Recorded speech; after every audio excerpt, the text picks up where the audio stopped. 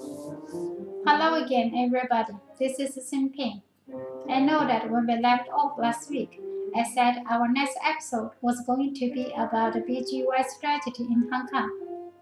Breaking news regarding the termination of the 3 Voice of America reporters, 龚小夏, Dongfang Li Shu, only a few days ago has prompted me to examine the BGY strategy in the US sooner rather than later. These 3 reporters, as well as 2 other reporters, were under investigation by the Broadcasting Board of Governors, the independent government agency that oversees the operations of VOA, for their part in the events of April 19, 2017. On that date, a 3-hour interview was scheduled with Mr. gov't.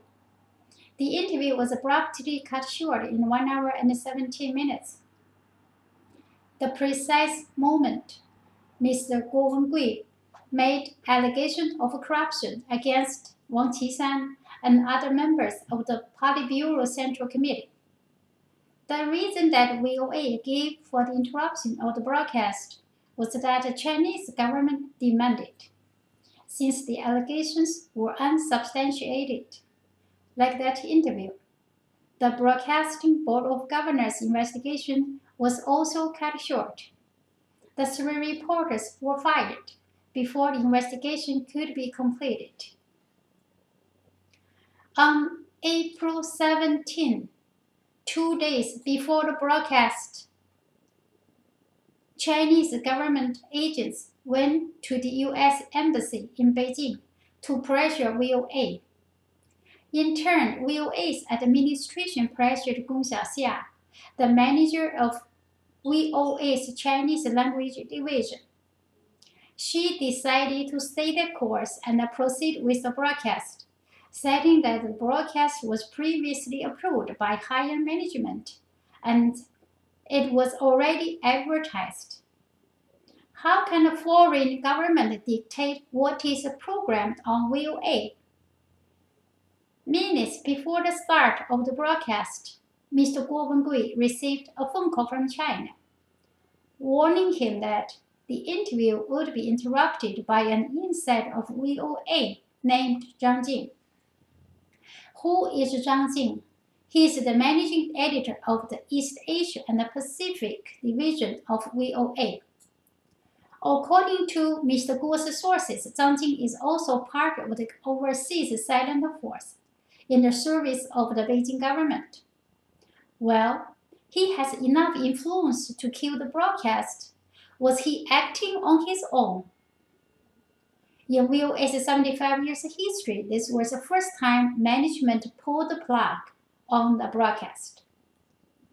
We have reason to believe that order to kill the broadcast came from higher up the VOA ladder. Well, there's no clear admission of guilt. All we need to do is follow the money. We cite the appearance of a conflict of interest for Ms. Amanda Bennett, director of VOA, as a motivating factor for the shutdown. Mr. Bennett is married to Donald Graham, CEO of Graham Holdings, which controls Stanley Kaplan, whose interests in China are substantial, $2.7 billion in revenues in 2016, including the China Ready program, launched just last year. Ms. Bennett is at best a mercenary protecting her husband's business assets, and at worst, a fifth columnist willingly doing Beijing's bidding.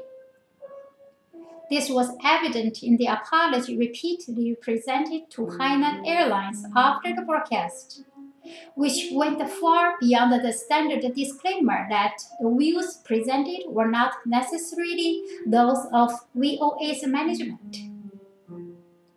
For 75 years, VOA was an educational beacon broadcasting Americans' culture and ideals, such as freedom of speech. It was also a thump in the eye of fascist and communist tyrants. Now it is a disgrace, reduced to being just a media company with programming dictated by a board of directors in China, basically a voice of China. The International Federation of Journalists has come to the aid of the three reporters, citing that there has been no formal reason given for their termination. On November 15th, this topic was briefly touched upon at a meeting of the Broadcasting Board of Governors, with board members taking the opportunity to disavow the actions of the three reporters. Well, Gong Xiaoxia was not ordered in writing to stop the broadcast. The board has cast doubt on her actions, like mentioning that her actions might have violated VOA's charter. There was no show of support for these three reporters. As a matter of fact, it appeared that there was more sympathy for the Chinese government that was being maligned by these reporters. What is so upsetting to me about this is that as a U.S. citizen, it is my tax dollar that funds the Voice of America. The U.S. taxpayer foots the bill for Voice of America, and yet the Chinese government calls the shot. This is taxation without representation. And more than 200 years ago, that sparked a revolution on these shores. Recently, the Beijing government recruited Mr. Steve Wynn to lobby Donald Trump to deny Mr. Guo's political asylum application and return him to China. Mr. Wynn went too far as to hand-deliver a letter from the Beijing government to Donald Trump.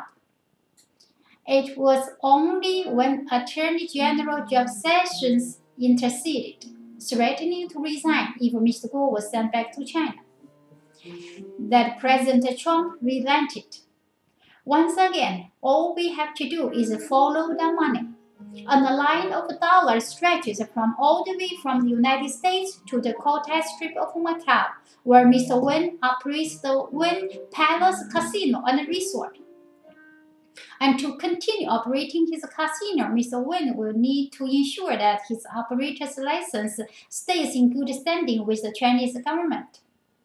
I doubt that this is the last we have heard from Mr. Wen. I predict that the next request for Mr. Guo's return will come from Sheldon Adelson, who operates the Sands Macau and Venetian Macau.